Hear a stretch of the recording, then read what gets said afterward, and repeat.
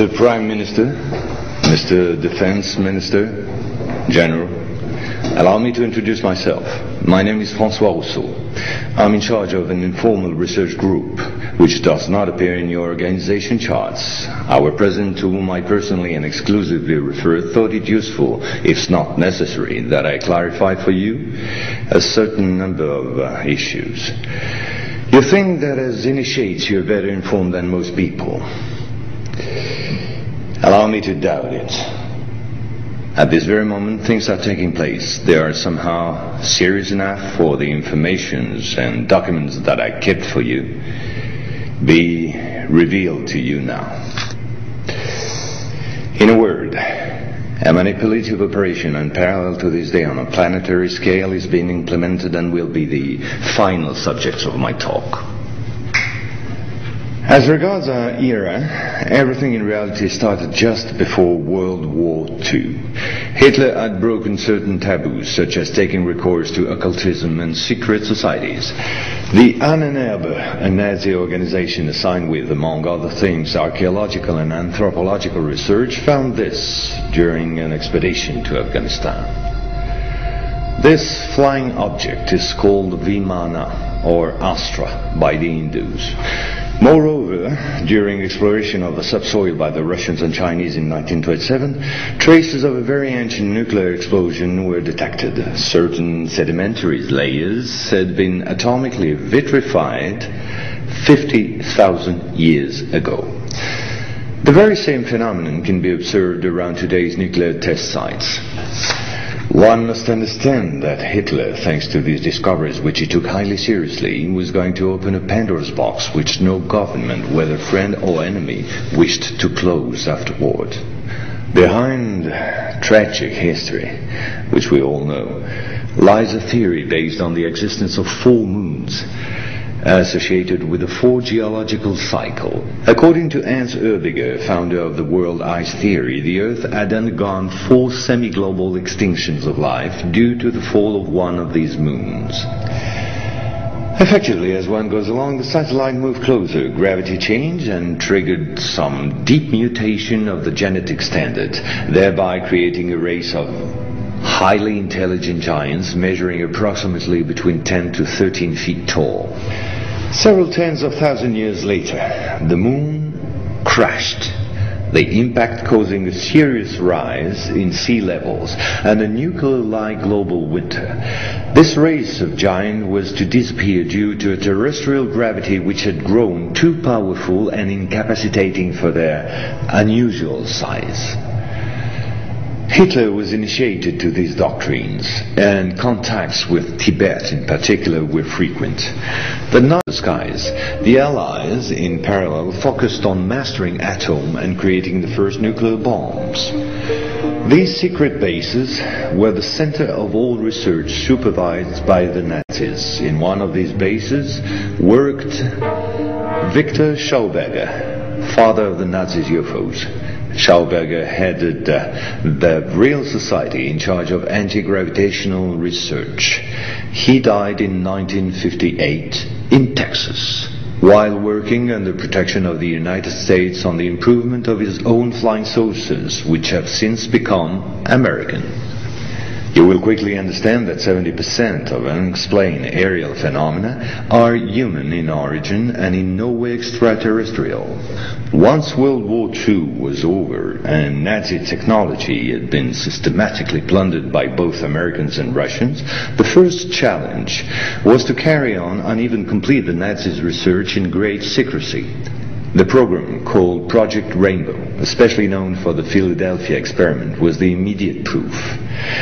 Mathematician von Neumann, who collaborated with Albert Einstein and Nikola Tesla on behalf of the Navy, succeeded in accidentally teleporting a Cannon-class destroyer escort, the USS Eldridge.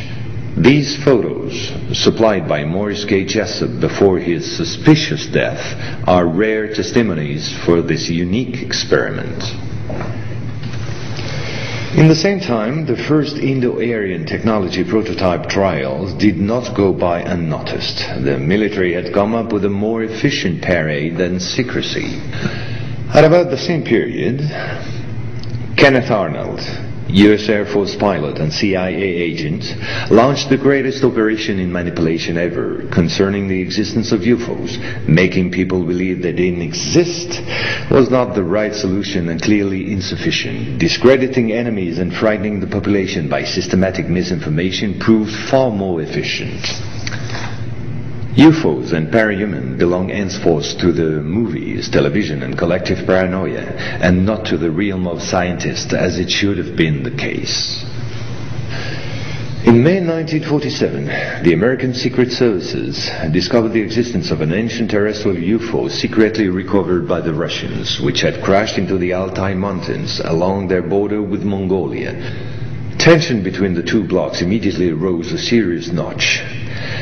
The discovery was spectacular, and so not to lose face, the Pentagon, in tandem with the CIA, decided to tell lies and imagine a huge bluff to convince both the Russians and the world at large that they too recovered a UFO in Roswell in July 1947. Of course, it wasn't true, but the bluff worked all the same. In February 1949, just after the so-called Roswell incident, a UFO was photographed and filmed in Antarctica. It was the first photo of this type of a cigar-shaped object. Other appearances were then to follow in one another by cyclic waves. At the same moment, the Apollo program, headed by Werner von Braun, was in full swing, and Dr. Braun in no way favorably welcomed the demand for paranormal experiments, which nevertheless took place during certain Apollo missions. This is the last known experiment on psychic and telepathic amplification, as well as detection of psytron particles emitted by the yogi towards the Apollo capsule. But these tests were all eclipsed by the systematic appearance of unidentified objects around orbital flights and the discovery of traces of civilization on the moon.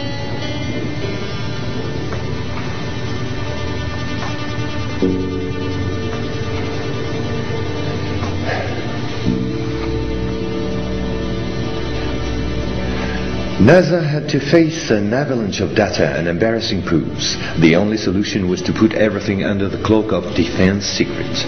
In 1971, the Jason directives set up a special retouching service whose purpose was to erase all signs of civilizations or ruins on the moon, especially in those photos intended for the general public and the press.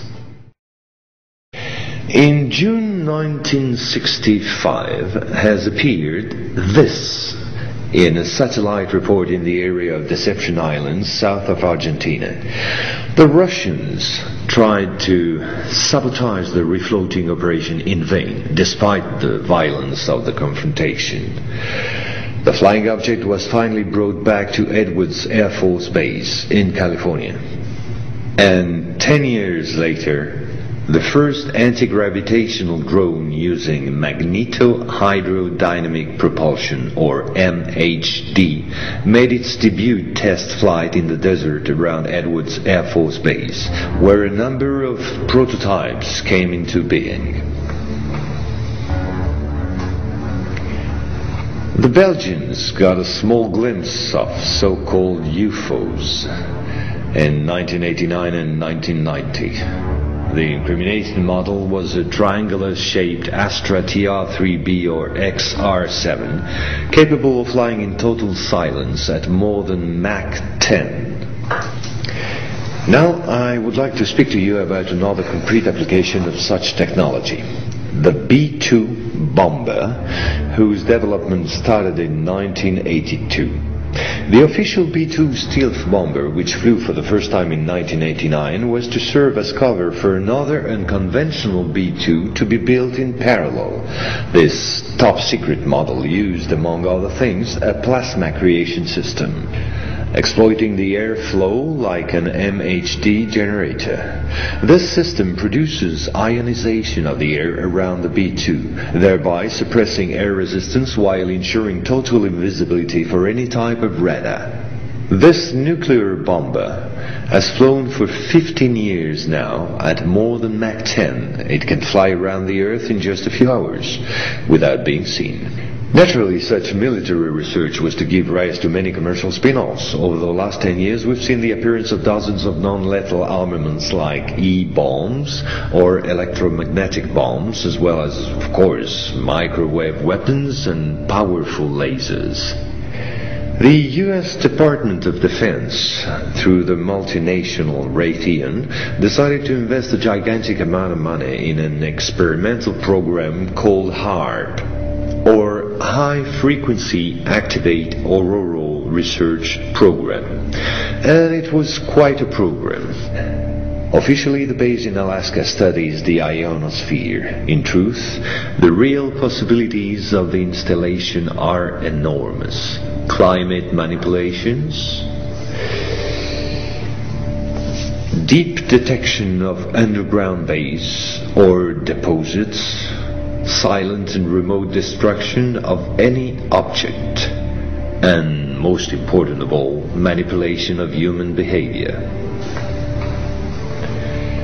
So, in 1996, a Russian satellite discovered in Antarctica the almost intact wreck of an immense spacecraft, revealed by the melting of the glaciers. The ice samplings indicated a crash date some 24,000 years ago. At the same moment, a volcanic eruption on the Deception Islands, the same islands as before, forced the Russian to request help from the United States, given the urgency and importance of recovery of the vessel. In the end, they suddenly dropped it all and evacuated the zone in panic. The device was finally destroyed by the Russians, extremely upset by the situation, which was no longer working to their advantage. No country will have such opportunity again. And this foolish action, as bad losers on the part of the Russians, was only to reinforce the position of the Americans as regards extraterrestrials. If this account seemed somewhat long despite my efforts to simplify, it was absolutely necessary to get to the subject I mentioned previously. The plot known as the Orion Conspiracy. Our research group is convinced that UFOs constructed by the Americans or the Russians will be used to support an hoax attack on the Earth of extraterrestrial origin. The media taking care of the rest, of course. The reason? Once the threats of international terrorism has dissipated, the war economies of the major powers, with the United States at the head of the pack, will need a new enemy in order to still prosper. War on Earth will be replaced by space war against an enemy from beyond. So then, gentlemen, I thank you. A complete report will be handed to you at the exit. As for me, I'll see you again soon for a second update on a quite different subject. Gentlemen.